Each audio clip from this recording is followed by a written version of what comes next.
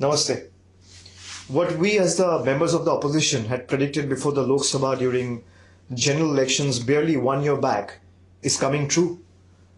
The BJP and the NDA government is attempting to change and rewrite the very constitution of India with the backing of just 240 MPs. A government that's on borrowed time itself is changing the constitution and is only interested in snatching away the people's rights through gimmicks like NRC, SIR, and unleashing investigating agencies like the ED and the CBI.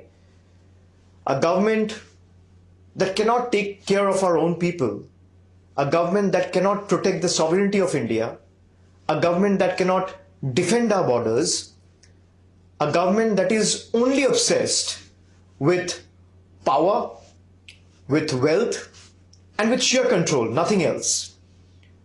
Well, we strongly and completely condemn this authoritarian attitude and the way the 138th constitutional amendment the government is introducing today on the 20th of August 2025 without following the due procedures and giving a copy of the bill to the members and without giving 48 hours notice.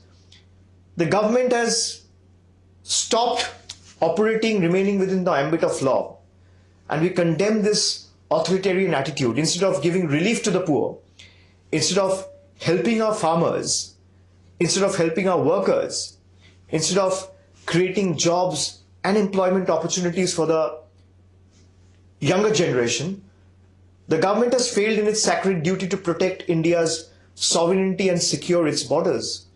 The government has failed when it comes to curb the terror attacks. When 1E, the Election Commission, couldn't be misused, then very conveniently, the NDA government turned to another E, which is the Enforcement Directorate, which I call the combination of E square. But when it turns to the Enforcement Directorate, its objective is not to curb corruption. Its sole objective, and the sole objective of this constitutional amendment, is to jail opposition leaders, to crush Indian democracy, and to manipulate the people's mandate. Well, the government is not just anti-people or anti-democracy. The BJP government is anti-farmer, anti-poor, anti-SC, anti-OBC, anti-federal, and above all, anti-Bharat and anti-India. One vote to the BJP is not just a vote. It is selling the soul of our country. It is selling our constitution. It is handing over our beloved country to inefficient, power-hungry tyranns and to let the country run like their private property. This is not democracy.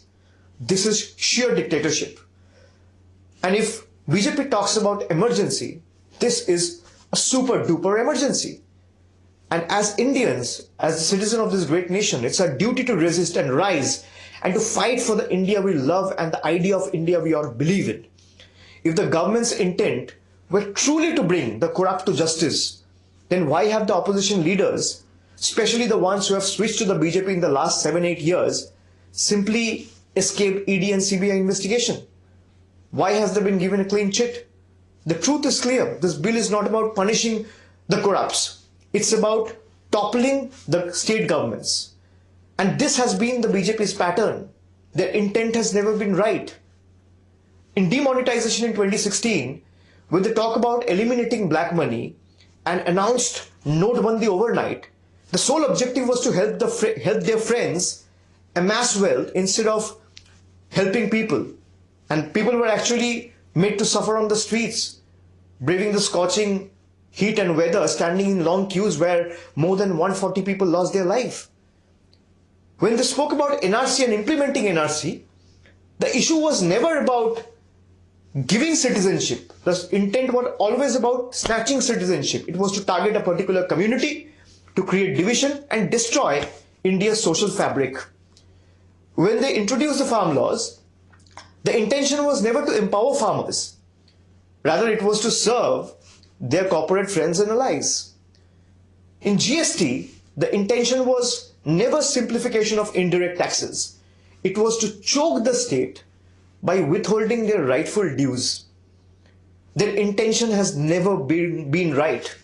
And today, this bill's intention is not to deliver justice, but to topple elected state government and silence the opposition who has been asking the right questions for the people of this country. India, the nation that is built on the ideals of Mahatma Gandhi and Baba Saheb Ambedkar and is surviving on the sheer determination and love of 140 crore people, will never sell its soul to this inept, inefficient, oppressive tyrants. Jai Hind.